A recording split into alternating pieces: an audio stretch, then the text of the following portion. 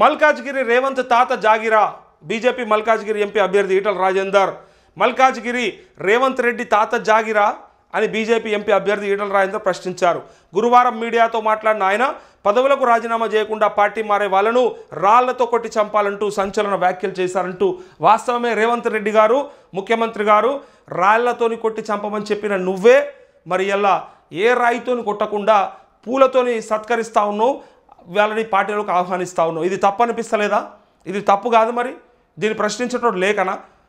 మీ ప్రభుత్వాన్ని పడగొడతాం అని వాళ్ళు అన్నందుకే, వాళ్ళ వ్యాఖ్యలు చేసినందుకే మేము ప్రయత్నం చేస్తున్నాము అంటే నీకు ప్రజలు మెజారిటీ ఇచ్చిరా లేదా? 64 సీట్లతోని ప్రభుత్వం ఏర్పడింది కదా, ఇంకా ఏం ఇబ్బంది ఉండే? మీరు ఇచ్చిన గ్యారంటీలతో పాటు మీరు ఇచ్చిన హామీలను కనుక నెరవేర్చే ప్రయత్నం చేస్తే, వాటిని కంటిన్యూ చేస్తే, ప్రజల్లో కనుక మీకు ఆదరణ పెరిగితే ఇంకా అసలు అవసరమే లేకుండే కదా.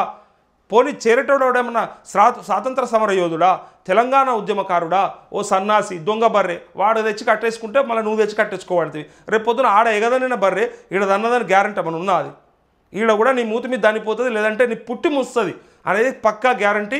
వాళ్ళు వచ్చేటోడు కోవట్టులు కావచ్చు, ఇళ్ళకి వచ్చి నేను నాశనం పట్టనీకే రావచ్చు. ఎందుకు అనుకుంటావు? ఏం అవసరం ఉండే ఈ ఒక్కరిద్దరితోని చేర్చుకుంటే మొత్తం కట్టగట్టి 26 మంది ఎమ్మెల్యేలను చేర్చుకుంటే కనీసం బీఆర్ఎస్ ఎల్పీ విలీనం అయిపోతే దరిద్రం పోతుండే ఈ రాష్ట్రంది. మొత్తానికి మొత్తం బీఆర్ఎస్ని కనీసం విలీనం చేసి పడేసిండి అని చెప్పి పేరుని ఉంటుండే. ఒక్కరిని ఇద్దరిని ముగ్గురిని బేరాలు ఆడుకుంటే ఏం బేరాలు?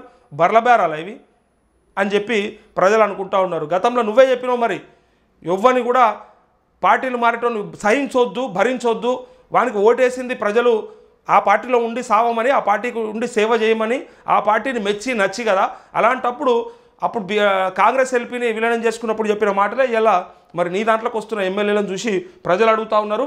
అట్లే ఈటల రాజేందర్ కూడా అడిగిండు, బరాబర్ అడిగిండు, వాస్తవం అడిగిండు. రాజీనామా చేసి రానుండి ఎవరన్నా వచ్చేది ఉంటే, మనకు దమ్ముంటే ప్రజలలో నాకు అంత ఉన్నది క్రెడిబిలిటీ అనుకుంటే రాజీనామా చేసేస్తే తెలుస్తుంది గెలిపిస్తారా లేదా, మళ్ళీ బండకేసి కొడతారా అని.